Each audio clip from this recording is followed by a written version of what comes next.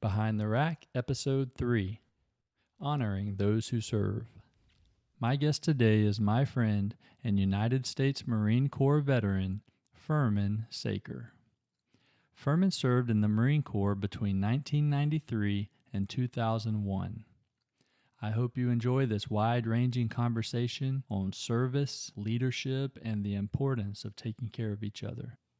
Please welcome to the show, U.S. Marine Firman Sakir.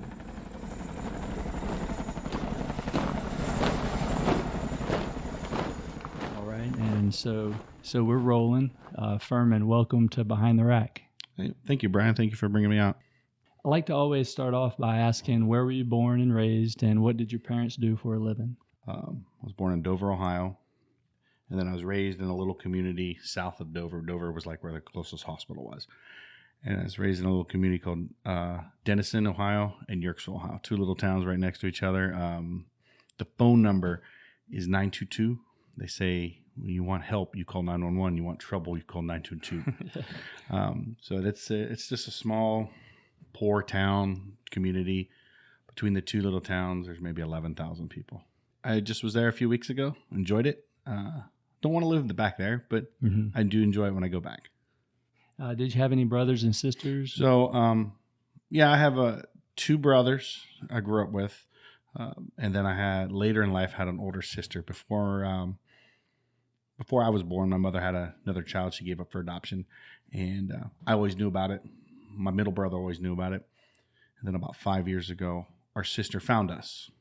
Oh. So now I have technicality an older sister, which I always knew, but right. I did tell her, "Hey, yes, you're the older sister, but I'm still in charge."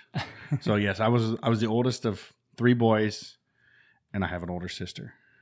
You know, my mom was a single mother until she met my stepdad. They got married when I was about 3.5, 4 years old.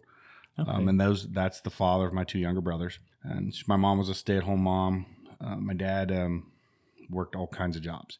He never really stayed steady in there. A lot of that is my parents did drugs. I mean, my dad was a drug addict. He spent some time in jail. Never really could keep jobs. You know, right. Great guy. He's some of the reasons I joined the Marine Corps.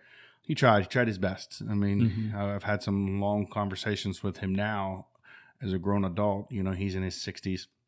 We've had some good bonding relationship things. Right. And, you know, he just got caught up he had a troubled childhood, and he got caught up in that troubled childhood, got caught up in drugs, and just didn't always make the best decisions in the world. I don't blame him for a lot of things. If anything, I thank him what not to be like, you know, stay out of trouble, or this is the way your life is going to be. You know, he didn't, you know, he made an attempt at being the Marines. He went off to Parris Island, 3rd Battalion. Don't know much more details of that. He was medically discharged out of boot camp, but he always spoke highly of the Marine Corps, right. You know? So that's where kind of my thought process of the Marine Corps was. I always heard good things about the Marine Corps. I didn't have any close immediate family members that were in the military. Had some uncles that had been in the military when they were younger. Like an uncle that was in the Army and that kind of stuff. But no one who I saw on a daily basis, or I never seen anyone active duty. I just saw photos of people. Really your stepdad talking highly of the Marines. Yeah, and then I never really thought about any other service. I mean, I really didn't. I didn't even think about the Marine Corps until senior year in high school in English class. My buddy Craig Birch, he turns around in 8th period English class, our senior year, and he says, "Hey, you want to join the Marine Corps?" I thought about it for about 10 seconds, and I said, "Sure." We skipped 9th period study hall, went to the recruiter's office, signed up that day. Way. I mean, signed up that day. We walked in the recruiter's office. We were a recruiter's dream. We walked in, we both said, "Hey, we want to be Marines." And the recruiter's like, "Thank you. Here, slide here." Our recruiter, his name was Sergeant Creaky. Yeah, never forget him. He had birth control glasses on, wore those birth control glasses with pride. And he, I just really didn't think too much thought about, like I said, 5-10 seconds. That's it. First, we both signed up to be reservists. This was in 92. somewhere through there, we both decided to go active duty. And we went back to the recruiter, and that was February of 93. And we signed up, hey, we want to change from reserves duty to active duty. And the recruiter was like, okay. He had no problems with us changing. Yeah. We shipped out, we graduated June of 93, shipped out July together, shipped out to Paris Island. That's good. Our first day of service at Paris Island was July 11th. And I always remember that day because later in my Marine Corps career, my roommate, Bill Hessler, we had same time and grade, he had me on 1 day time in service because when he went to San Diego, he was July 10th. Okay. We graduated the same day, but he was July 10th right. at San Diego. I was July 11th at Paris Island. So he'd always pull rank on me because it would always go time and grade, time in service. He always had me a day in time in service. And then he says, if I didn't have you time in service, I'd have TOE, time on Earth. He was 20 days before me. So Bill always had me. He always outranked me because of that. Craig and I were in platoon 2089. We were across the squad bay from each other. Yeah. Sakir was mine. Birch was his. So he was on one side. I was on the other side, but we were pretty much right across from each other. The drill instructors found out we were friends, and a lot of times we got thrashed together. If one of us screwed up, the other one just got called up to the quarterdeck. And I know Craig he'll deny this every day, but I spent more time on the quarterdeck because of him than I did for myself. He got shafted through boot camp a little bit, and that his rack meet got dropped. And Craig didn't have a rack meet from then on out.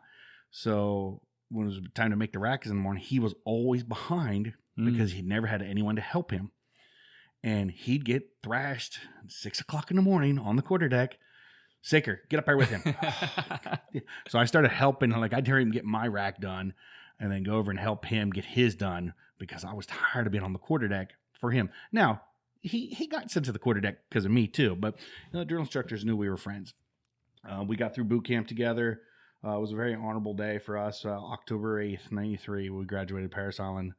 Platoon 2089, Fox Company, 2nd Battalion. And I went off to recruiting duty for like a month, and he immediately went off to school. And so we didn't, plus our career paths were different at that point. He was a radio comm guy. I was a data comm specialist, and nobody at boot camp knew what I was. Right. None of the drill instructors knew. The company gunny was like, oh, wait a minute. Wait, the company commander, he's some kind of data comm guy, but you're not going to go talk to the captain about your career field. Just figure it out yourself. Everybody at boot camp got to talk the drill instructor would at the end of boot camp would tell us, hey, you're a comm guy, you're a radio guy, you're an infantry. I didn't have anybody because the only one in the entire company was the commanding officer, and I was a recruit. I wasn't going to talk to him about it. But boot camp was interesting. It was that, you always see in the Marines, they get off that bus and they stand on those yellow footprints. That's a wake-up moment. That's this shit just got real moment. You get off that bus and you're like, wow. And I even said to Craig, what did we do? What did we do? And I wasn't scared. You recruits only come in at night. They never come in a day. They were always roll them in at night. Your head's down, the curtains are drawn on the bus, and you don't get to see anything. And I spent 13 weeks at Paris Island. And when my parents came to pick me up when I graduated, I says, get me off this island because I don't know how to get off the island. I really didn't. We spent 13 weeks trying to figure out, watching traffic flow of cars, which way was off the island. But we didn't know. We could never figure it out. We knew the main road, but we didn't know if that was coming or going. And my dad's like, what do you mean you don't know? Dad, I don't know how to get off this island. I've been here for 3 months, but I don't know which way's off. Of course he did because he'd been at Paris Island when he was younger, and plus he drove on that day.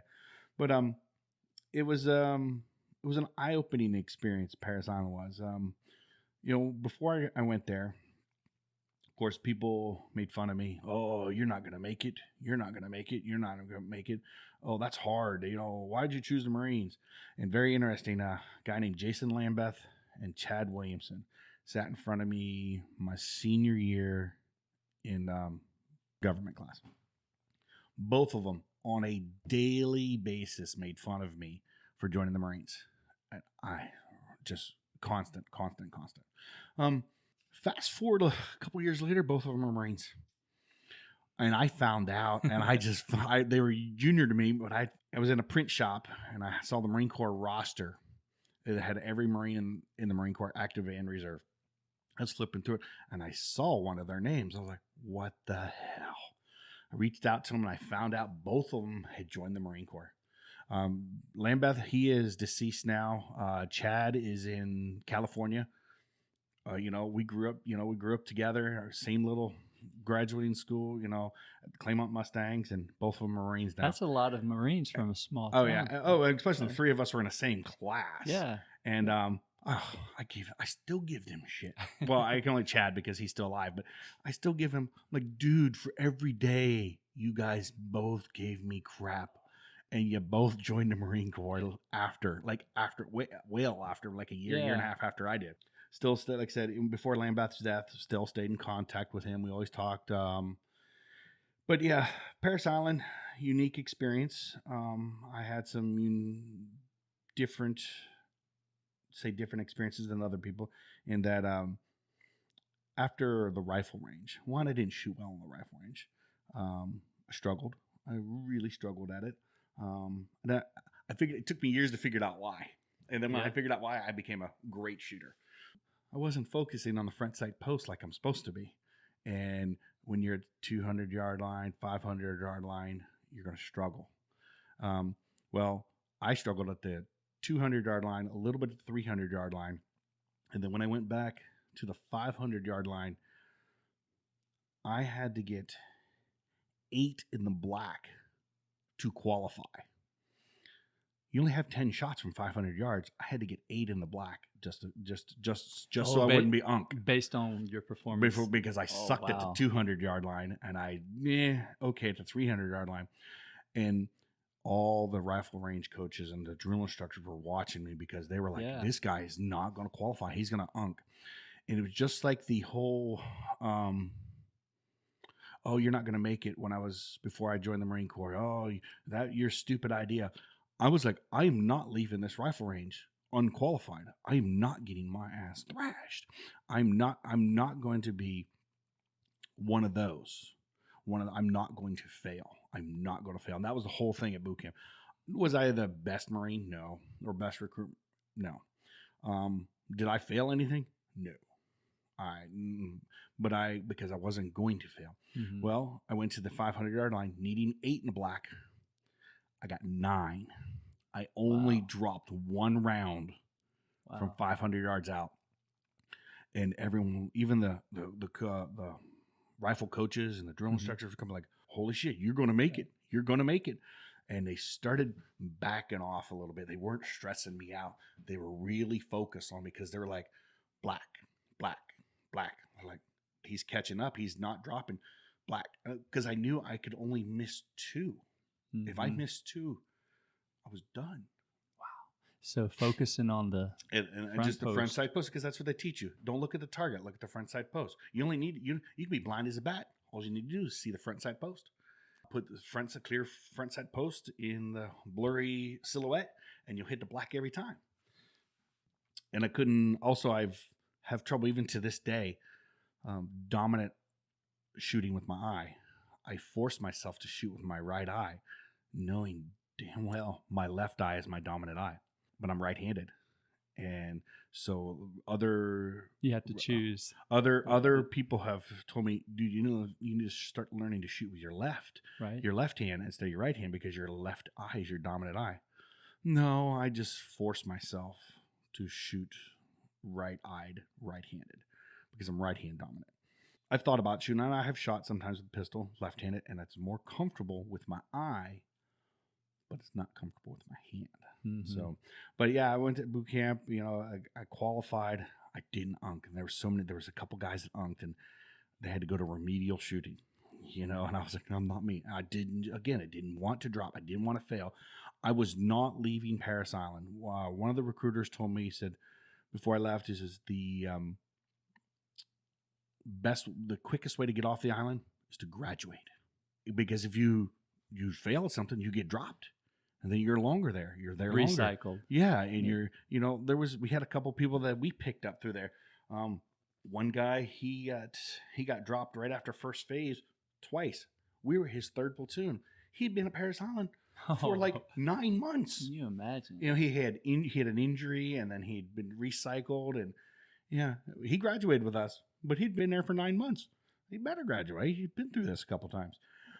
But do it like you're supposed to. Do it quick. Did I screw around? Yes. Did I have sometimes bad attitudes? Yes. There was even one time the drill instructor, Sergeant Cabral, he had a little green book, and he didn't get you during the day. He just writes your name in his book. And I was in his book all the time. And then when he would have duty, he'd get out the book, and he'd thrash you all night. Well, he come walking by. I was standing on line, and he come walking by, and I looked over his shoulder to see if my name was in his book. Yeah, it wasn't until he noticed that I was looking in his book. Oh, you want in the book? Okay, Sakir, there you go. The one day I wasn't in his book, I volunteered myself to be in the book. But I got through boot camp. Great day. There's a couple things that can never take away from me. I'm a dad. Can never take that away from me. My son is an Eagle Scout. You can never take that away from me. And I'm a U.S. Marine. You can never take that away from me. Those are permanent. You can do everything, but I will, for the rest of the day, after October 8th, 1993, I became a U.S. Marine. Technically, you became a Marine a couple days before that, because that's when they actually awarded you the Eagle Globe and Anchor. What was your next training? Was it your job? So no, at that point, all male Marines. It's different now. It's all Marines, but that time it was all male Marines. Go off to Marine Combat Training, MCT, at Camp Geiger, which is Camp Lejeune in Jacksonville, North Carolina. Okay. It's for a month long, and because all Marines are riflemen, regardless of your MOS. So you go and learn basic combat skills, go to the gas chamber, weapons, that kind of stuff. And you learn some of that at boot camp. And this is a twisted part of me. I love the gas chamber. I like to go in the gas chamber without my mask. What? I mean, I have even friends that were in NBC that would say, dude, I'm in NBC and I don't go in the gas chamber without my mask. Does it affect you? Oh, apparently it does. Yes, I mean, every pore in your entire soul burns. But no, for you, why do you like? Oh, it's just a rush. It's a rush. It's like I would go in and do my required stuff, and then I would ask, "Hey, can I go in again?" What? Yeah, can I go in without my mask? What? Yeah, whatever floats your boat. And I loved it. I had so much fun going to the gas chamber. A lot of it's because I'm a computer guy. I don't get to do the combat stuff all the time. Right. I only get to do it once a year. But yeah, MCT was all male Marines for a month. Females went directly to their school. And then anyone that was at that time, anyone also, all male Marines. And then infantry guys would go to another 6 more weeks. And then we would go off to our school. And then after that month, and I saw guys do stupid stuff, and they told us over and over again, these are the stupid things you're going to do. Don't do them, or you will get in trouble. And I didn't, but I'd see other guys do stupid stuff. Like on the weekend? Yes. Because we had weekends off. We go drinking. And whatever. Nope. I stayed in a squad bay. No drinking. No. But I also I've always been a kind of an entrepreneur thing, and I saw an effort to make some money while I was in the field. The first week we were in the field, nobody had toilet paper. Nobody had toilet paper, and everybody was fiending for toilet paper. So the next week, I went to the PX on the weekend and bought 2 giant things of toilet paper in Ziploc bags. And I'd spend $10 on like a 30 pack of toilet paper and like $2 or $3 on some Ziploc bags. You did think that through. And I would go to the field with like 20 or 30 bags, and I would sell a roll of toilet paper in its own waterproof case for $5 a roll. Oh, and people were mad. They would be mad. You're ripping us off. You're ripping us off. No, dude. I have toilet paper in a waterproof case. What you need. Do you want it? That's good marketing. And waterproof case. And every time they would be mad at me sometimes. And I would sleep it within my sleeping bag too, so people wouldn't try to steal it out of my pack. Guy woke me up in the middle of the night. Hey, dude, I need some toilet paper. Here's $5. There you go. People were so mad. But at the end of the week, I'd sell 10, 20 rolls, however many I took with me, at $5. I tripled, quadrupled my money. I didn't want to get too greedy, but I would trade it for like extra chow or just different things. And I also took care of like platoon sergeants and squad leaders and stuff like that. Maybe sell it to them for $2 because I didn't. I even had a staff member, one of the sergeants who was our instructor. He's like, "Hey, dude, give me a roll of toilet paper. I ain't gonna pay you $5. That's right. That's fine." But he remembered that, and I didn't get crap details. I didn't get, because I gave him one. But I was smart about that. But and then after MCT, worst Greyhound experience and only Greyhound experience I've ever had in my life. Put me on a bus from Jacksonville, North Carolina to Quantico, Virginia in my service Alphas, which is the green. For those who don't know, that's the green uniform. And it's not supposed to take 14 hours to go from North Carolina to Virginia, but when you're on a Greyhound bus, it does. Dropped me off at Quantico, Virginia, out in Triangle, the little town right outside the gate, and 1 o'clock in the morning at the bus station where there's nobody. There's a 7-Eleven next door, so I went to the 7-Eleven. Little dude that works in there, he knew exactly what I was. He knew I was a Marine. I was a boot, and he called us. He's like, "Hold on, I'll call the staff duty officer." Staff duty officer came out there and got me. That was a couple days before Thanksgiving, so I spent Thanksgiving of '93. Checked in, but I couldn't do anything because it was the holiday weekend, so I was just stuck in the barracks. But yeah, now I was at my first duty station. They didn't send me to school right away because the schoolhouse was full. So they sent me to my first duty station, which just happens to be where the schoolhouse is. So I was at Newland Hall, worked in the computer mainframe department, the section at the G6, like in the Air Force, they call it the A6, right. Marine Corps, G6. I worked on the job training in my career field. Schoolhouse was on the second floor. Same building even. Yeah, so I didn't go to school right away. And then when I eventually did go to computer science school, I didn't have to live in the computer science school barracks because I was permanent personnel. So I got to drive to school because I owned a car at that time. Plus it was at the same building I worked at. But yeah, Quantico met some of the best friends of my life. To this day, I would give my life to a lot of them, like Scott Gallagher, Bill Hessler, Jimmy Burkholder, all these guys. I would just give my Chris Trevino. I'd give my life up for them.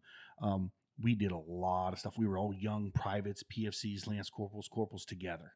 We all lived in barracks. We did everything together. Some of them were married. We did, this is what we did. I mean, we were day in, day out each other's lives. We go fishing now together. We go do things together. If we're in some town, like Jimmy lives out in Kansas City, but there's a couple other Marines like Travis Marlowe and Womack. They all live near each other, and they'll hang out. They'll meet up once a month, or something like that. Every so often, they'll meet up with him. Those were the best times of my life. Preparing for this, I started thinking about things in my career. I made it's a silly mistake, but I was a Lance Corporal, E3, sitting in the chow hall, getting ready to go on leave. And I wanted to use my meal card before I went on leave, so I ran to the chow hall, got lunch, before I go to the battalion headquarters to turn in my meal card for leave. And I saw the Sergeant Major of the Marine Corps walk in. I was like, holy cow. I didn't see the Commandant walk in before him. Yeah, I'm not just an E3, but I was like, wow, the Sergeant Major's on deck. And I'm looking out for him because I'm scared. He's, right. 3 up, 4 down. You go an acre in the middle. He's Sergeant Major. And then some Marine goes, "Hey there, devil dog, can I sit with you and eat?" And I look up and I see 4 stars. It's Commandant General Mundy. And I'm trying to swallow my food because you don't talk to an officer with food in your mouth. You don't talk to an officer sitting on your ass. I'm trying to stand up. I'm in civilian attire. He doesn't know that I'm just some Lance Corporal. He just knows I'm a Marine. He said, whoa, calm down. Don't choke. And I'm just shaking my head yes. And he sits down, and I had nowhere to be there. At that point, it didn't matter where I was supposed to be. Right. I'm sitting with the Commandant of the Marine Corps. Got a little nervous, a little scared. We're shooting shit, talking about stuff. And he had asked me, this is professionally in the Marine Corps, probably my biggest mistake. I was honest with him because you just don't lie. You have integrity. But it was probably my biggest career mistake. He says, Hey there, Lance Corporal. When are you ready to be a corporal? When are you ready to be a leader of Marines? And I told him, I said, well, sir, I'm in a shop of 22 other Lance Corporals. I don't get a lot of opportunities to show any leadership because there's so many of us. And the corporals just take charge and they do their thing. And he's like, oh, so you're going to call me or send me an email when you're ready to be a corporal? I said, well, sir, not exactly, but today I'm not ready to be a corporal. I was honest with him. Right. Biggest mistake of my life, because I found out he probably would have promoted me right there if I was showed leadership and effort and everything. Got so excited, went back to my shop.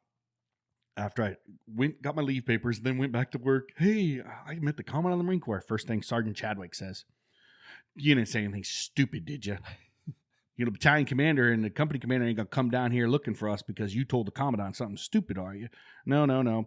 I told him what happened. Well, he thrashed me for an hour because I was so stupid telling the commandant I wasn't ready to be promoted. It was another 14 months before I got promoted. If I would have got promoted that day, I would have outranked my roommate Hessler. I would have outranked everybody because I'd only been a Lance Corporal for only a couple months. I would have outranked them all. And then fast forward my career, I probably would have made sergeant much quicker, staff sergeant much quicker. I was never a staff sergeant, but I got, we'll talk about it later, but I would have got promoted and I probably would have had a different career path completely if I would have just told the commandant that day, General Mundy, hey, I'm ready to be a corporal today. Because later in my career, I saw Marines do that. Talked to the commandant, General Krulak, a sergeant was like, hey, I'm never going to get promoted because my career field's closed and I'm going to be forced out of the Marine Corps because I'm coming up on higher tenure. I've got great marks, everything. I'm ready to be promoted, but the Marine Corps won't promote me because they've closed our field down. The commandant promoted him right there that day. And then that would be that he made him an E6 a staff sergeant, which then was allowing him to finish out his up to 20 years before he could, get past, senior time. And I was like, oh, that happened to me, but I turned it down. An honest mistake. Yeah. And can't look back, can't regret it, but that's the one professional career I was like, I screwed up and I didn't realize I screwed up until I was pushing. Sergeant Chadwick had me pushing and I was sweating. I was on leave. I kept saying, Sergeant Chadwick, I need to get on the road. He goes, I don't care. You're gonna understand the mistake you made today. And I was sweating and I had to go back to my room, take a shower before I got on the road to Ohio for leave, and I never forgot. Somewhere in that time period, I developed some confidence. Yeah, I was a Marine, but I was still shy, still lacked confidence with people, with women, just anything. Somewhere while I was in Quantico, I developed this. Oh, I'm the best looking thing in the room. Am I? No. But I had that attitude.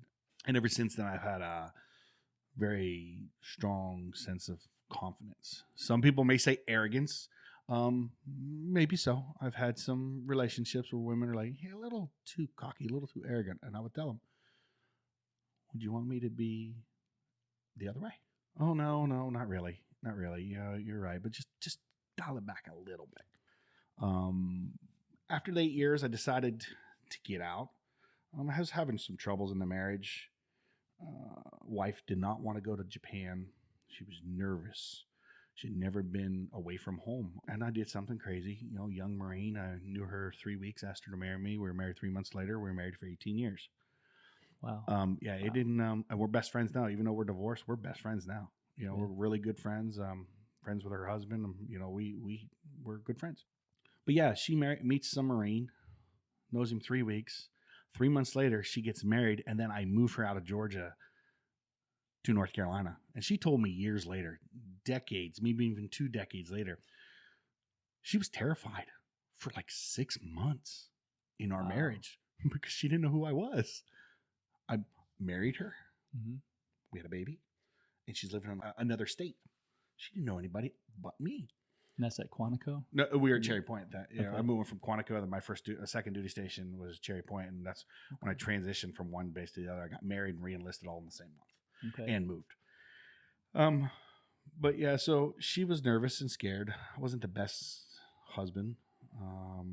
Had regrets. Made mistakes. but I was 24, 23, Let's see, we got married. I was 22 when I got married. So I'm in the mid 20s and I didn't know what I was doing. So I decided to get out because I didn't want to lose her and lose my son. Plus, I had an opportunity growing up knowing my grandparents, knowing my family. My ex-wife knew her family. I wanted my son to know his family. So I chose to get out so that my son could grow up around his family. Miss it every day. No lie, I missed the Marine Corps every day.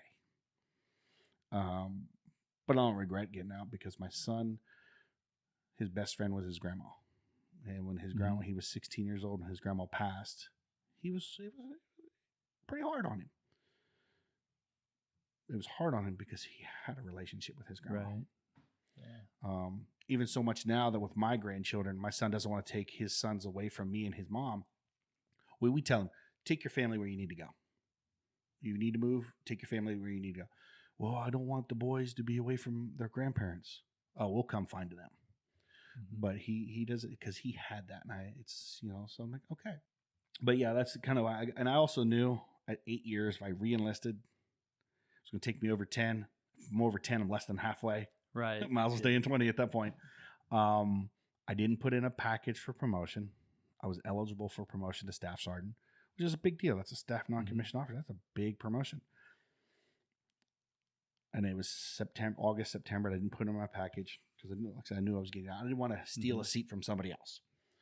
Well, they looked at 86 of us in my career field, promoted 79.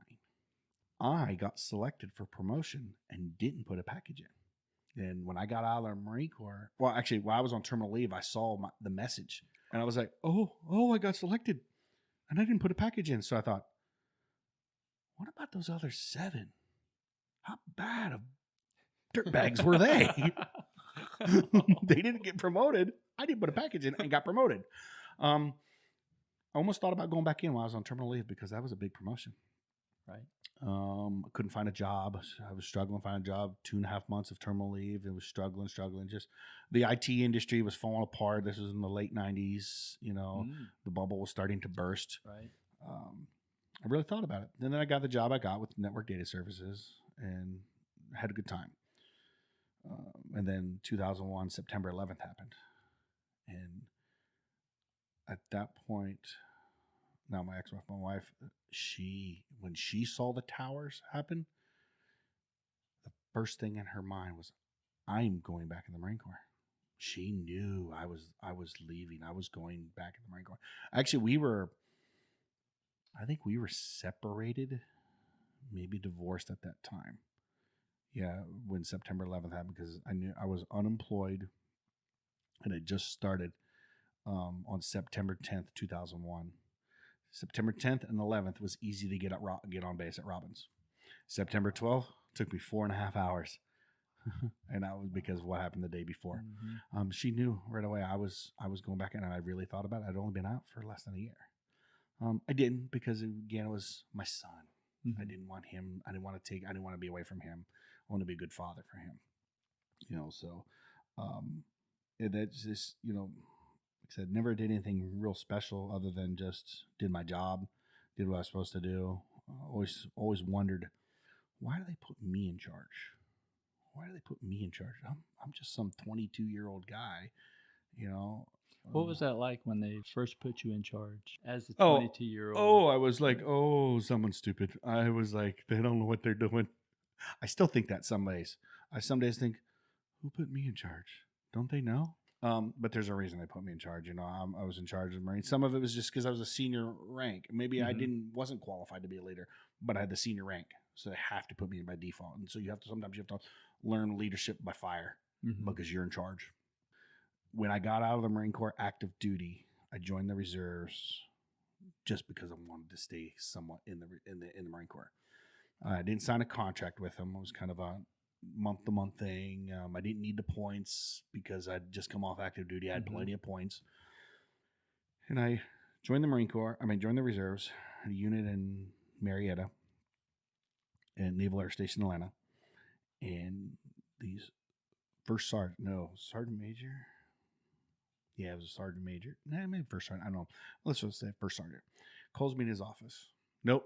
I know he was a sergeant major. He calls me in his office and he goes, I see that you spent some time in corporal's course and sergeant's course, and you've coming off 8 years of active duty, and I see your boots are shined and your uniform's pressed. He says, you're going to be platoon sergeant.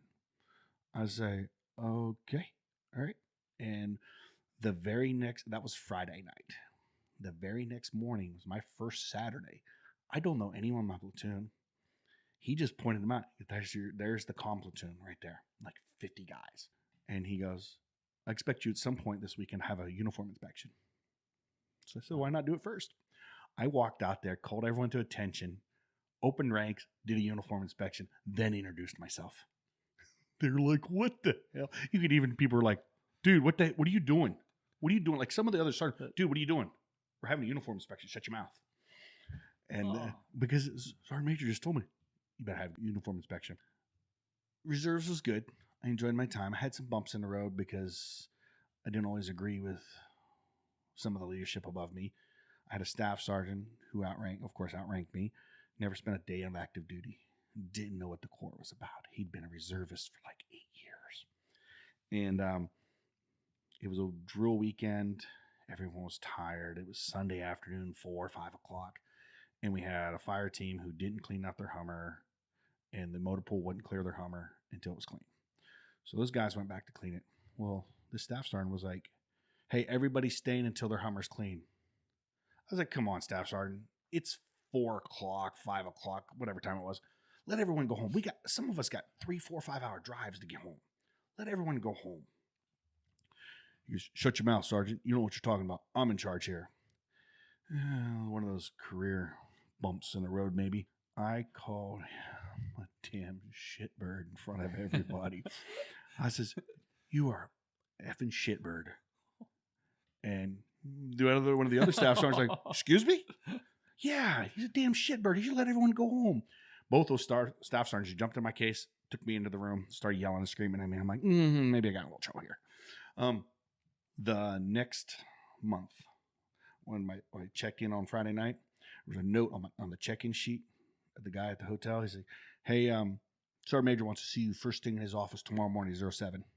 I bet you it had something to do with last month. I did. Walked in here at 7 o'clock, and he's like, hey there, Sakir, shut the door.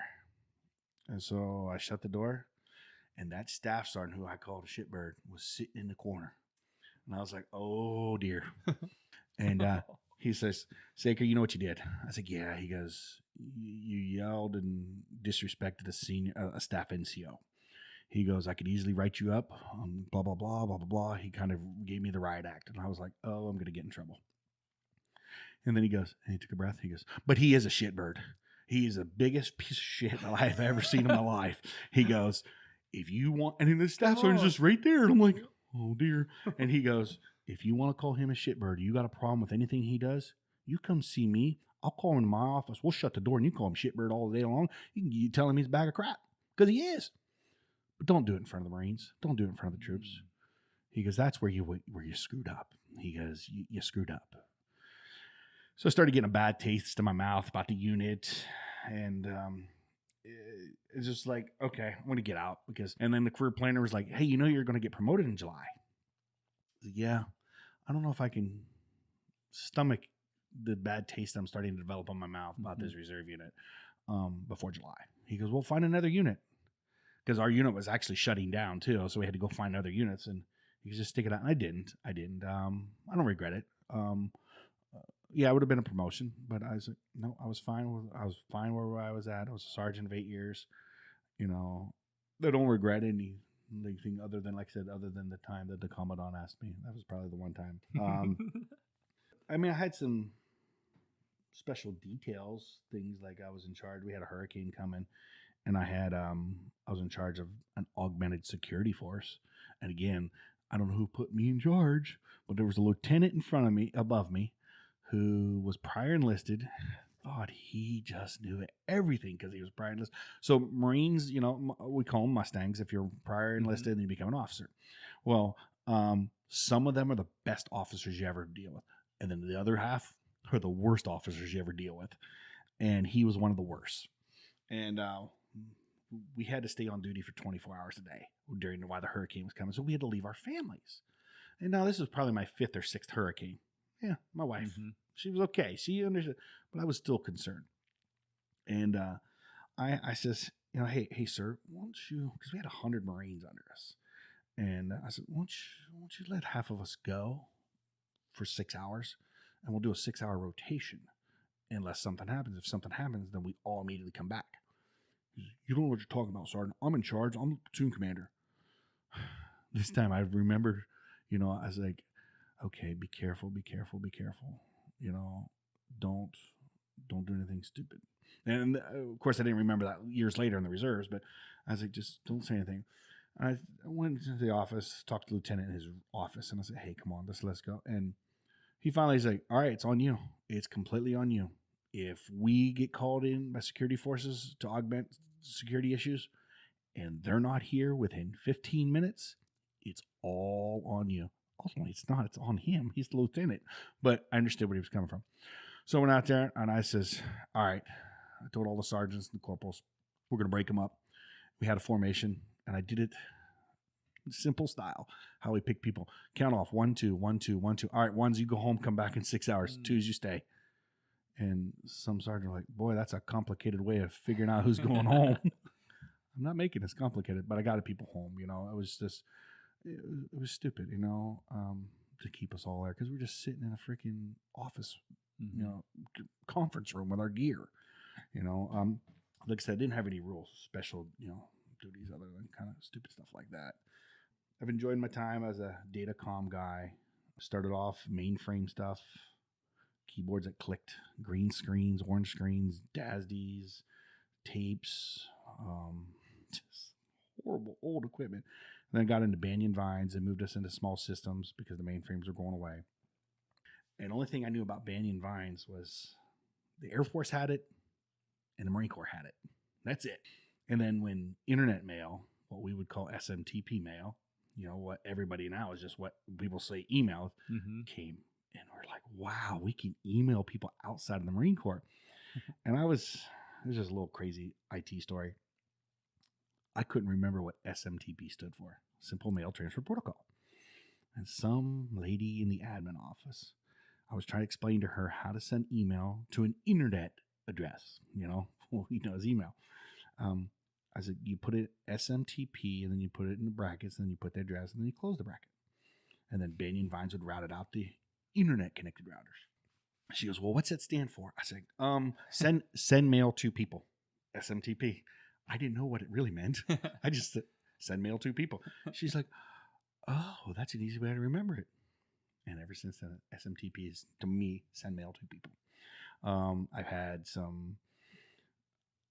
had a gunnery sergeant. I was just a private, dreamy to no end because he was an E7 and I was a private.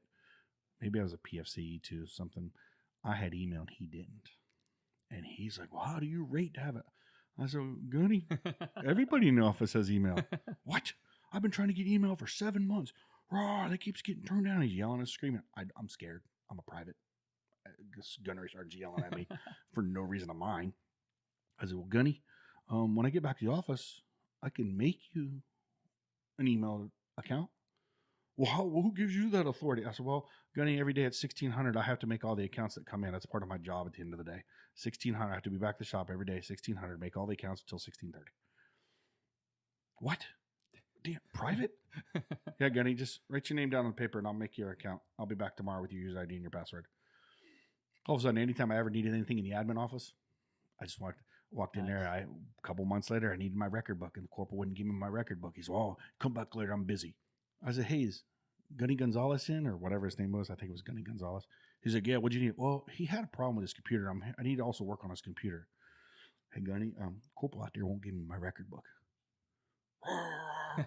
Next thing you know, my record book's in my hand, because I hooked him up, So, just never burn bridges with people.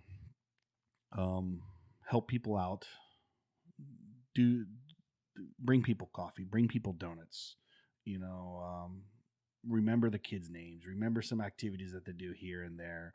Remember what kind of car they have. Those are all very important things I've learned over my Mm-hmm. military career that helped me with my leadership stuff. Don't just assume you can get something because you ask somebody. Don't just walk in. Don't ask them for it. Walk in. Hey, Bob, how's the boat? Start talking to them about the things that they're passionate about. And then at the end of the conversation, oh, hey, can you, I need this. Oh, sure. Here, go ahead, take it. Mm-hmm. It's not always about what you need or what you got. It's build the relationships up with people, that kind of stuff. Like I said, don't burn bridges. I am a Staff Sergeant Pavlicek. I hated that guy for years. He had transferred in from another career field into our field. This is when I first got to Cherry Point. I'd had lots of years of experience, but I was a corporal. He was a staff sergeant. And he didn't know what he was talking about. Now, granted, the man's way smarter than I am. The man, I don't know if he still works at Cisco, but he was kind of a big shot caller at Cisco because years later we ran the Marine Corps Marathon together. But I hated him at the time, and I told him when we ran the marathon, I said, his name John Pavlicek. I said, dude, I hated you when I was a corporal. I really hated you. I couldn't stand working at all because I knew you were my boss. I really wanted to get out of the Marine Corps because of you. Because he had his way of doing things. Mm-hmm. He didn't understand some things because he was new to the career field. And I was just this arrogant, cocky corporal who was trying to tell him what to do instead of respecting his rank. And, but I never burned any bridges with him. And we're friends on Facebook now. We ran the Marine Corps Marathon together. We have also a mutual friend that he was stationed with when they were in the avionics. That guy transferred into a career field and then worked with me years later. So we Marine Corps small, so we kept that, and we all of us ran the Marine Corps Marathon together. Which, if you never ran a marathon before, I highly recommend it. That's an amazing marathon to run. It's 26 miles of just people supporting you. I mean, there's people cheering you on. It's a great thing. I had to voluntold work it in 94, 95, and 96 because I was a Marine in Northern Virginia. And I always said I was going to run it before I was 40. I ran it 2 months before my 40th birthday. Cool. So, that Eagle Globe and Anchor medal that I got as a finisher's medal was almost as hard as earning the real Eagle Globe and Anchor because I got a leg cramp, mile marker 14, and my calf was cramped up. I struggled walking, let alone running. Oh, that's a long way to go to finish. And I knew I wanted to get past mile marker 21. Because once you get past you have 6 hours to get past mile marker 21. If you don't, they cut you off and you can't finish the race because they have to open the 14th Street Bridge back up. Okay. There in DC. And I got past it. I had several hours, but I was getting past that bridge. And at that point, if you get past that bridge, you could take 10 hours to get to the finish. But you got to get past that bridge. And I was adamant I was going to get past that bridge. And then just like the Marine Corps, they're not going to make it easy for you. When I ran that marathon, the final 100 yards was a sharp, hard right turn up a hill. Really? You had to run up a steep hill to the finish line. Oh. I was like, oh, bitch, I'm gonna make you earn this. But I did it. It's a lot of it is just like I said, the confidence that I developed while I was in the military, while I was in the Marine Corps, has helped leadership. Since I've been out. I've developed this mindset and leadership attitude that I hope I've instilled on my son and I instilled other kids that are in my life. When there's not official leadership present, I'm in charge. And people are like, well, what if you're not in charge? I am in charge. If there's a crowd of people, I'm in charge until the actual person who's in charge shows up. They may never show up. But you'll have a group of 100 people out there. Some of them may be leaders of some particular, but they're not stepping up. I'll step up there. I don't use a megaphone. Don't use a PA speaker. I just speak louder. That was one of the things that the Marine Corps destroyed with me. I can't whisper. I just can't whisper. I can't whisper. I could speak loudly. I mean, I can get louder and louder and louder without yelling. I just can't whisper. But that's my mindset with a lot of things is if there's no official leadership present, I'm in charge. I take the responsibility if something goes wrong too. Okay. I don't blame it on someone. Like I said, there's 1,000 people in the yard. All right, hey, we need to move away from the yard, or hey, we need to go over here. We need to do this, and I'll figure out what needs done. And then when the person shows up, whoever, and it could be a corporate, a conference room, it could be a crowd of people, Cubs, kids, Cub Scouts, kids, just anybody. And I've learned that from my time in the Marine Corps, my leadership that I have developed over the years. And some people, like, dude, why do you always have to do that? Why do you always have to be in charge? Someone has to be. Some Marine, don't know who, told me, probably a sergeant or a corporal that I worked for, when you're walking in the park and somebody's behind you, you're the leader. When you're walking through the park and nobody's behind you, you're just walking through the park. So if there's someone behind you, you're always the leader. In the Marine Corps, from the day you walk in the recruiter's office, they put you in a rank structure. If someone joined the day before me, they outrank me. Yeah, we're both pulleys, but they outrank me. You never, when you're with your buddies, all your buddies are all drinking. Someone's in charge. If there's, one of the things we used to work part-time job in Northern Virginia called office movers. Guy, Chris Trevino, he outranked me by a couple months. But there were guys that outranked us 2, 3, 4 ranks. Well, Trevino at the office movers job on the weekends, he was the senior guy. He'd been there the longest, and we all would go work with him. He had a team. He was a lance corporal. He was a corporal, but he had sergeants, staff sergeants, and gunnery sergeants who he worked for Monday through Friday. On Saturday and Sunday, they worked for him. They respected him because in that position, he was in charge. And now he'd always call them by their rank and sir and whatever.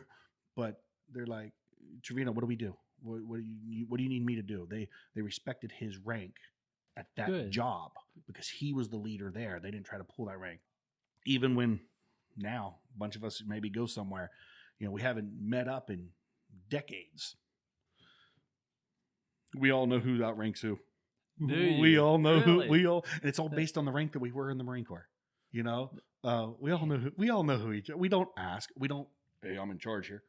We just naturally gravitate to, we know who's in charge. Because someone's always in charge, someone at all times. So you got your time in rank, time in service, time on earth. That's how you break up who's in charge. And now if someone's putting on an event, a fishing trip, yeah, they're in charge. Yeah, they're the ones that organized it. But it's that mindset. I had a guy, in Brett Wilson. Brett Wilson came to me and a guy named Darrell Florence. We were both Marines. We worked for the Air Force Reserve Command A6 as contractors. And he come in and goes, hey, Florence, Sakir, come here. He goes, hey, this Air Force, we can't figure this out. You guys do your Marine thing. Go figure it out. We didn't get a lot of details from him, but the problem was fixed by lunchtime. And he goes, that's why I came up to you guys. You guys did your Marine thing. He goes, not always can the Air Force figure it out. That's why we have the other services. And we didn't exactly. He knew in his, and he was very good at that. He always knew who had what skill. He may not have the skill, which I don't think was really an accurate portrayal. I don't think he knew everything about everything. The man was sharp, but he knew who was the expert. And he would go to that person and say, hey, do your magic. That was a good leadership. He was in the Marines, but he was a good leader that I, looked up on. I've enjoyed my time working for the Air Force. It's like, so I lost the camaraderie with my buddies at Quantico, my buddies at Cherry Point. I had some of the closest friends while my second duty station was Cherry Point. Some great Marines that worked there, great times. Of course, as a veteran, you lose that when you leave. Right. But you don't lose it if you're working on a military base. Yeah, I work for the Air Force. It's not the Marines, but it's not civilian world. I worked for in the civilian world for 7 months. Now, that was my first job out of the Marine Corps. Now my boss, He was the HR director and the IT director at this company called Network Data Services. He was a Marine. He hired me and my buddy Robert Aldridge, Skinny, Robert Aldridge. He was in the Navy. We were both at Cherry Point, and we became friends because he was transitioning off his supply career field into IT, and so he got to know the IT guys on purpose because he wanted to learn this stuff. Now he's some big security IT director at a company in Atlanta. But we got out of them. I got out of the Marine Corps, and a month later he got out of the Navy, and Network Data Services hired us on condition that we come on as a team because we were friends and they wanted us together. So there was some little bit of military structure, but it definitely was not the military environment. That was the only job I've ever had that wasn't attached to the Department of Defense. Where it was in the Marine Corps. I worked as a contractor in the Air Force, contractor in the Army, and I like that environment. I would take less pay to work in that environment because there's some camaraderie, you know, at the reserve command where I'm at. You know, there's some bond there. We always joke around, hey, once you leave the reserve command, you'll be back. You'll be back. And a lot of people do. They come back. It's a great MAGCOM to work for. I enjoy my time working in that environment. I think it's because of the brotherhood that I had with the Marines, where they say, all the services, we make fun of each other until you cross one of us, and then we're all, you know, it's like you beat up on your cousins, but let the kid down the street jump your cousins. Right. You don't care. Yeah. You were just punching your cousin 10 minutes earlier, but now someone's punching your cousin. You're going to punch that person. And that's kind of how it is. You know, we see it as veterans, you know, we give each other crap, but let some nasty civilian cross any of us. And we're right there with each other. You know, some of the things, you know, preparing for this, who were my mentors? Was there any particular leader that stood out? No.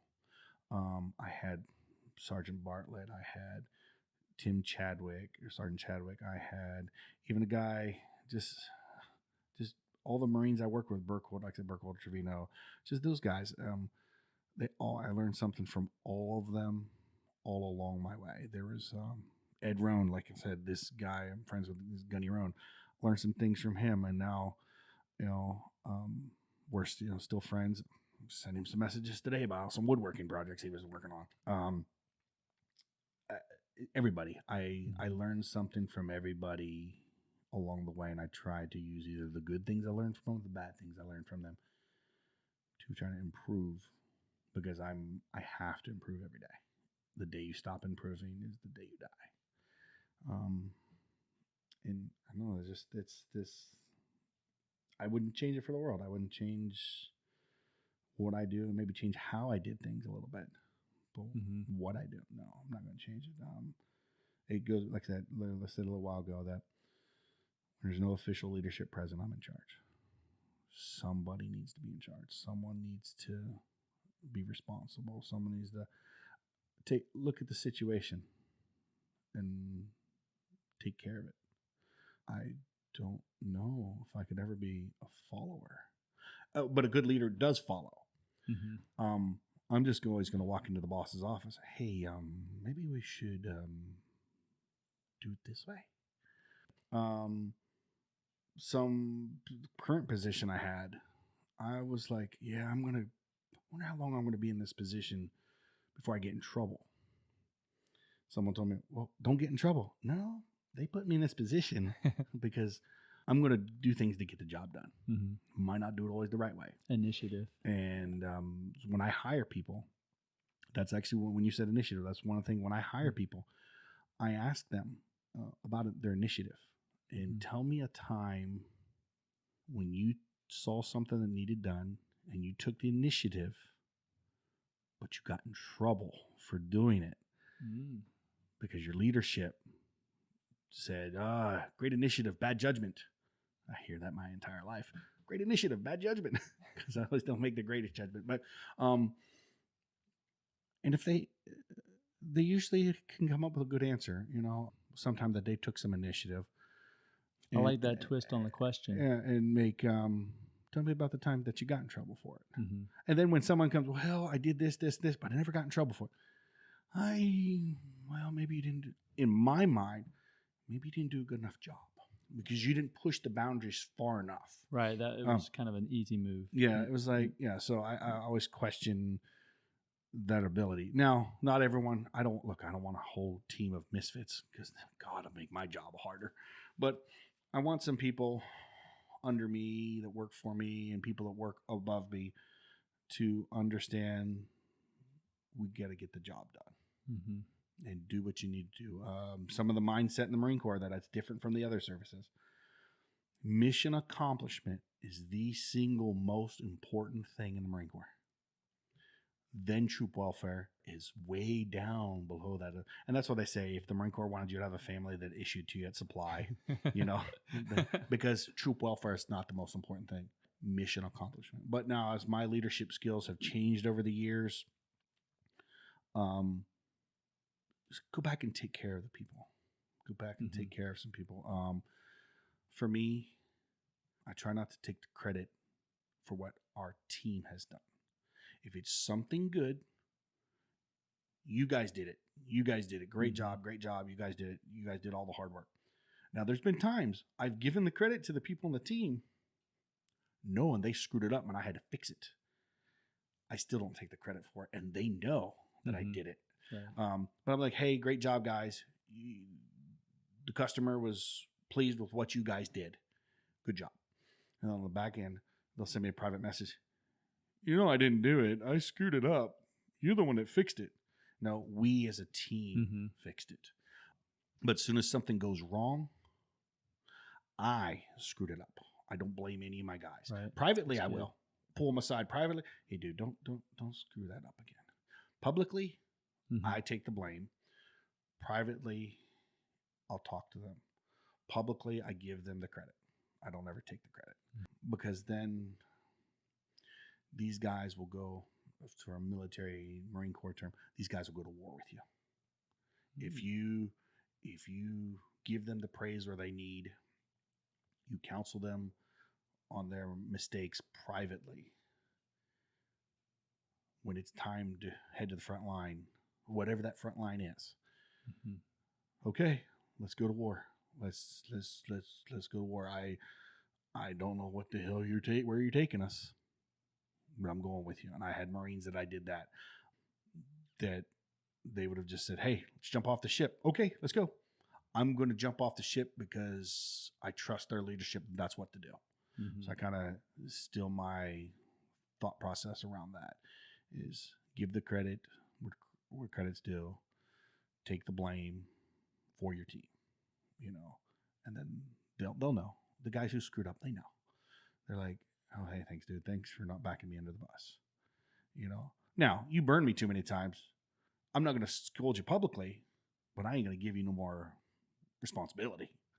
Don't burn me too many times because then I'll move on to somebody else. That is the one thing that I remember from the Marines. For me, it was so different in the Air Force as an E4 and E5. I started interacting with the Marines, and to see that at E4 level, they are leading Marines. Yes, we are. Big time. Because E4s are the first they're NCOs. The other services or NCOs are not E4s because, like in the Army, you can have a corporal and you can have a specialist. Specialists aren't in charge. The corporals are. All Marine E4s are leaders. So when you have 5-6 buddies, they're all Lance Corporals, and that one guy goes and gets promoted, dude, you can't hang around us anymore. Why, dude? You're a corporal now. Or the same way, or even like for me, this was a silly story on this. I was in an advanced computer course. I was the junior person in the course. We had a captain, a gunner, a couple staff sergeants, no other corporals. But so it was a lance corporal, some sergeants, staff sergeants, and gunny and a captain. I got promoted while I was there to corporal. Oh, I'm still the junior guy. But my job as a lance corporal was to take the trash out every day and turn the lights off in the classroom. Every day. In the morning, turn the lights on. So I had to be first one there to turn the lights on, last one there to turn the lights off, and take the trash out at the end of the day. That was my job. Understood. I was the lance corporal. I was the junior guy. Got promoted. The gunny goes, hey, congratulations, Corporal Sakir. Well, understand your responsibilities are going to slightly change.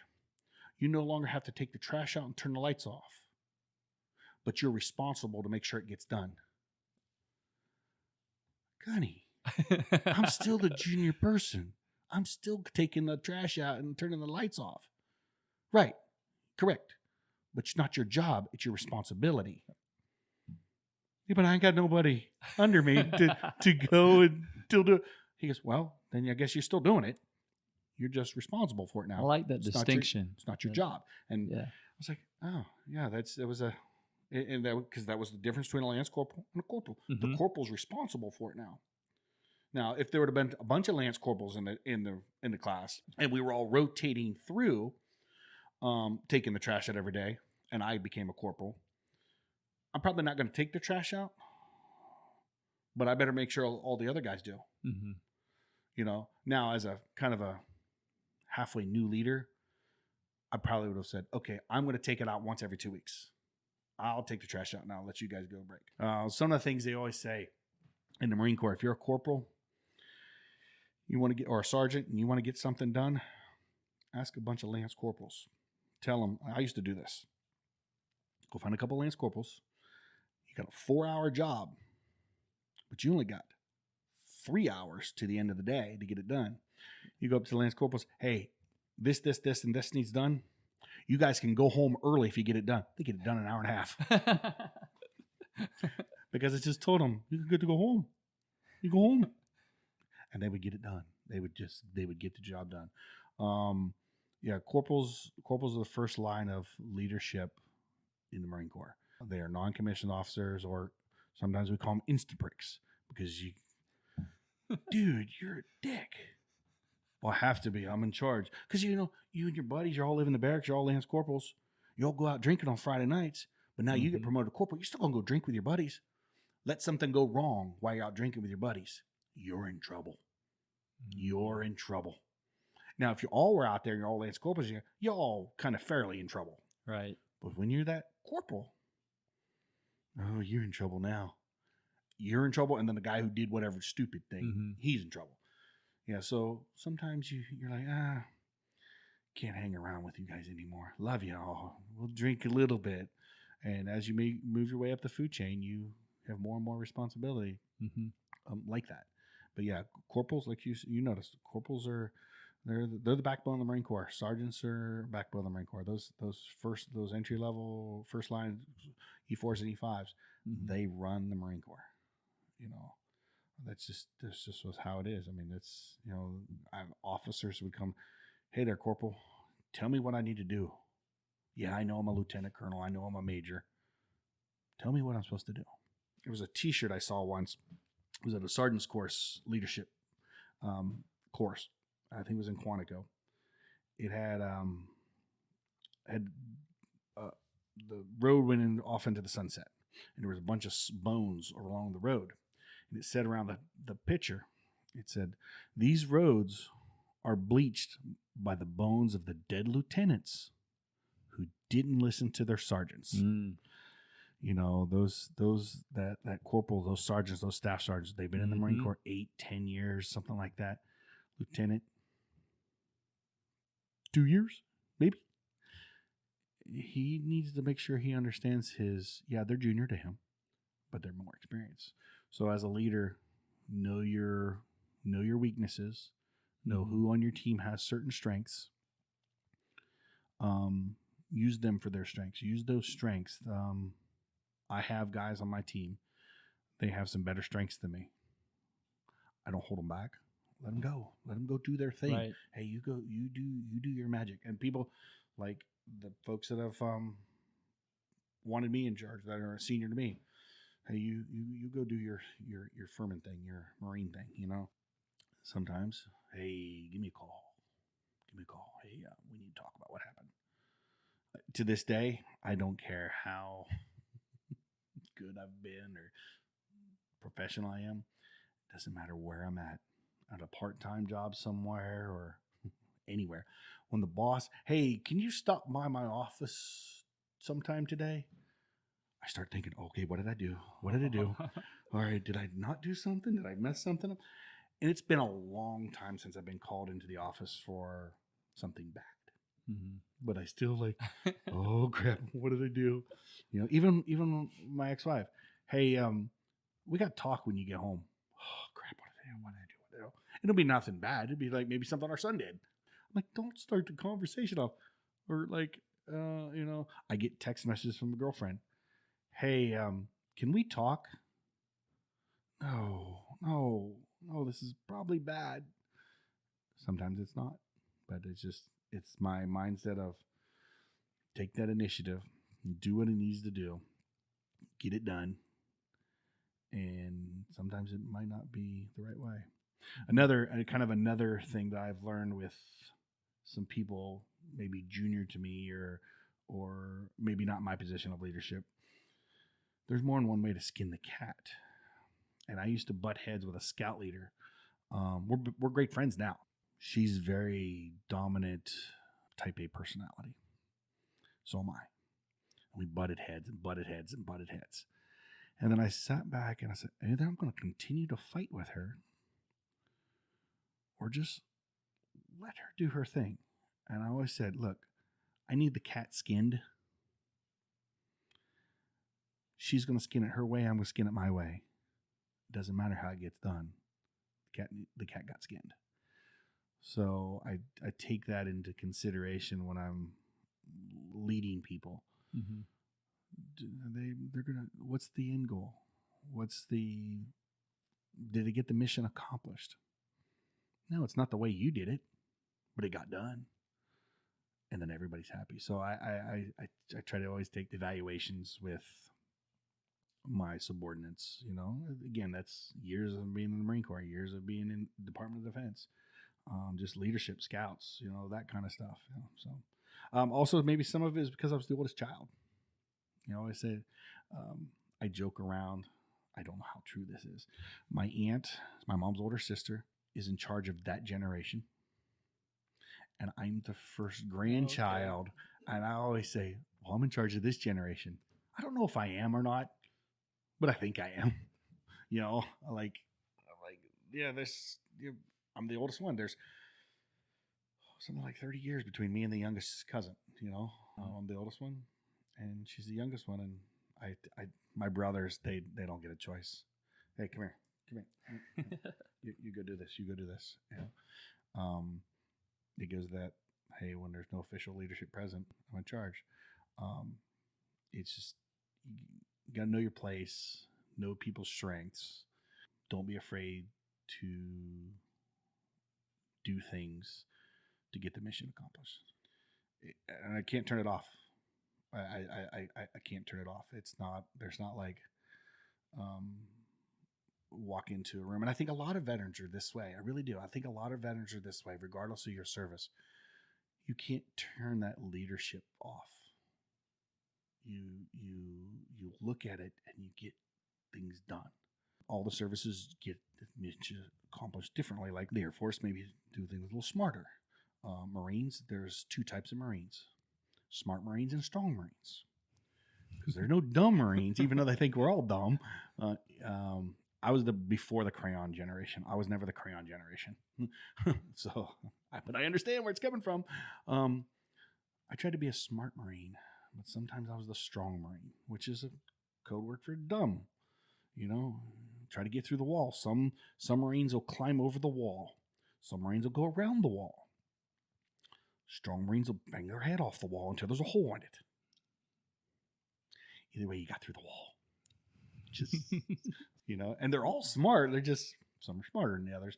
In the Air Force, in the Navy, in the Army, we all have those type of people. I think just the Marines we have a lot more strong Marines. But we have a mission. It was a challenge. It was a little challenge getting out, because I used to think it was my way or the highway. It's not always that way. And that's why I said my leadership things have changed over time, over years. I still question my leadership ability every day, but I think a good leader does that. Stands up in front of the crowd,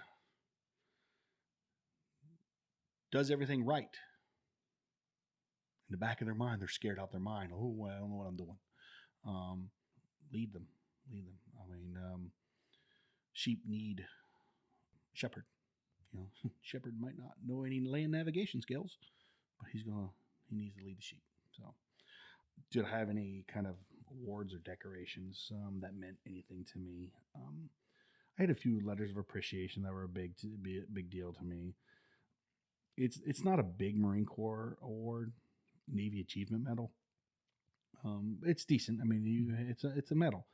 I was awarded it because I changed how the Marine Corps did business with the web, introducing to the web. To this day, everybody's got a portal. Everybody, you got the Air Force portal. You click on a website. It's your portal to the world. I went to the G6 commander, Lieutenant Colonel Brady. We talking about this, and I threw the idea of why don't we have a portal? Well, I didn't use a portal. I think I just said a website where everybody can go there instead of trying to remember a million different websites. And come up with the stupidest name. And I think it's still, I really think it's still active to this day, 20 years later. Cherry Point's kind of four-letter designation was CHPT, Cherry Point. The website was chptonline.mil. And I think it's still a working portal at Cherry Point. It may have maybe slightly changed, but it was a portal, kind of one-stop shop. And I was the first person. Like, he designated me now the web guy. That's what I was, the web guy. I got pulled out of I got my own office. I have no graphics, artistic ability. None. There's another story for another time on why I don't, but I appreciate art. I appreciate good things, but I can't design and develop it. I could write the code on the back end, but I knew I was in trouble when I was putting yellow letters on a black background for a professional website. So the colonel got some lady, I think her name was Diane Hastings. I think that's what her name was. She definitely an artistic type person. Not definitely, the other side of the brain. Little spacey kind of person. Great woman. I enjoyed working with her. She could look at my web pages. No, that font's wrong. That color's wrong. She would tell me where to put stuff, and then I would design it. But we made a portal. It was a one-stop shopping place. You could check your email. You could put in go to the help desk, and it's like it's normal for us to think of these portals today because it's everyone's lives. 20-some years ago, over 20 years ago, it wasn't really a big thing. I'm not saying I invented the wheel or anything, but I kind of had that idea, and I started the idea, and I got a Navy accommodation medal out of it. Yeah, some people say, "Oh, anyone can get a NAM." Blah blah blah blah blah blah. But I did. I got it. I mean, I got it. It was a pretty good. To me, it was a big deal because I started some leadership.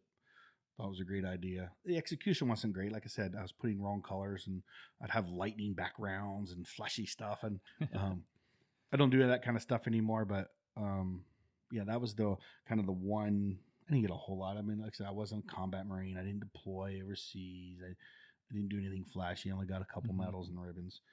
But that's the one that was kind of means the most to me because I did something. I think I impacted the Marine Corps, or at least my base in a positive way. Yeah, absolutely. Something I do want to talk about that's this kind of personal to me. I haven't been directly impacted by it as a veteran. But I have friends that have. I have some real close people in my life that have been impacted by suicide. My heart every day worries about the 22 veterans that died today, the 22 that are going to die tomorrow. Every day, 22, every stinking day from suicide. Go check your buddies. I have some friends that at certain times of the year I know are troublesome for them. Send them a text. Hey, dude, you doing all right? I know they're fine. I still buddy check them. I have one friend who's I know he suffers from some PTSD. He was in Fallujah. He's seen some tough. 4th of July is not good for him. He struggles with it. He struggles with the explosives. Now, he's the biggest gun fanatic there is. He's got some nice guns, and but those are controlled environments. When he goes to the range, he's controlling it. Mm-hmm. When he's at his house and there's people in the neighborhood lighting off fireworks, he's not controlling that, and it bothers him. It bothers him. So usually around July 4th, I'll send him a text. Hey, dude, if you want to come over, or just, hey, you doing all right? Or just look, I'm checking on you. And a lot of times he leaves town. Him and his wife will leave town. They'll go somewhere where there's not as much fireworks. But you got to check on your buddies. But one of the things with suicide, you walk up to some person. Hey, I walk up to you. We talked earlier today. I don't know what the battles are going on in your head. You might look nice on the outside. Got your crap figured out. But what demons are building up inside? Is it finances? Is it your family? Is it your job? Is it memories from war? Is it memories from your childhood? You don't know what battles people are battling on the inside. Suicide is a serious, scary thing. As veterans, we're losing too many of them every day. That's the kind of, the thing that I would say to any fellow veteran: check on your buddies. Send them a text. It's too easy to not get a hold of them. Call them up. Even if you're sending them a text message at 2:00 in the morning because you just want to be funny. Hey, dude, thought about you. You all right? And then they'll send you a text message and, dude, you woke me up. When they send it back, okay, he's good. Or, hey, man, or they'll just, hey, thinking about you. I've been through some rough times, and I've had some buddies reach out to me. Was I suicidal? No. Maybe a little depression? Yeah, a little bit. And people check on me. They're like, hey, you all right? Yeah, I'm good. Why don't you come over? Sure. Because I didn't want to say just no because I was fine. Mm-hmm. Sure, I might need this. Some things, for kids today, go join. You don't have to be in the infantry. You don't have to be a pilot. You don't have to. Look, I fixed people's email. I was a computer guy. I don't regret it. I knew I didn't want to be infantry, but I wanted to serve. And plus, I wanted to be a Marine. That's it. I mean, that's when people ask me, why? I just wanted to be a Marine. I think every kid should go. And it doesn't matter how old you are. You can be a 29-year-old kid. I've had friends after September 11th. Hey, I'm 29 years old. I didn't do nothing with my life. They went off, joined the Marine Corps at 29. They're proud of it. Go do some. Go spend some time in. My son at one time wanted to be a Coast Guard rescue swimmer. And his mom was freaking out over that. And I looked at her and I says, don't be. She goes, but so many of them die. They have a high mortality rate. I says, would you rather your son die because he was rescuing somebody, or die because he was not doing something for his country or saving someone else's life? And she thought about it. She goes, oh, okay, yeah. I said, oh, we would both be devastated. But he did something meaningful. Ronald Reagan. Sorry, not Nancy Reagan. Ronald Reagan said, people go, paraphrasing this, I don't have exact words. People go their entire life not knowing if they've impacted the world. Marines don't have that problem. There's a lot of people I like to reconnect with. Some of them may not even be alive. I don't know. Now, my closest two that I'd always want to stay in contact was Bill Hessler and Scott Gallagher. They were my first two roommates. Bill has recently moved back to Indiana. He lived in Washington State. And he moved back to Indiana, where he was from. And Scott, actually, I had to talk to Scott a week and a half ago. Scott, after he left, moved out of our room, he went to Marine security guard duty, embassy duty.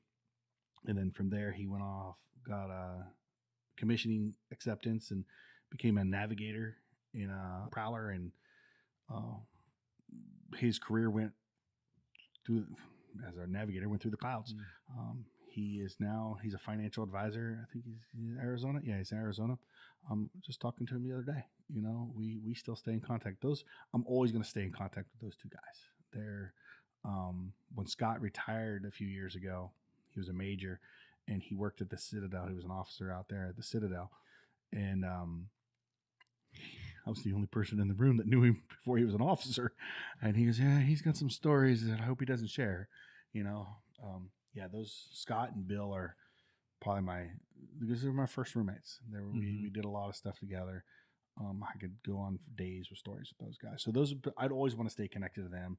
So is there anyone you'd like to dedicate the podcast to? I want to dedicate to the next generation of anything that I constantly think about every day are these kids that are in my life. There's Tyler, Noah, Phoenix, James, Madison, and Nicholas. These are all 6 kids that are in my life every day. I think about those kids every day, everything I do. Am I a good father to these kids? Yes, Tyler is my biological child. He looks and acts like his father. But God has put me in a position for these other 5 children's lives to be impactful. So I dedicate everything to those 6 kids. They're my guiding force. They're reasons I get up in the morning. Thank you. I always like to end with, from one vet to another, thanks for serving, and thanks for coming on the podcast. Well, I enjoyed it, Brian, and thank you too as well for your time in the Air Force. I know we both believe and support veterans and everything out there. And if there's anything I could do for you or for anybody else out there, reach out. Hey everyone, thank you so much for listening.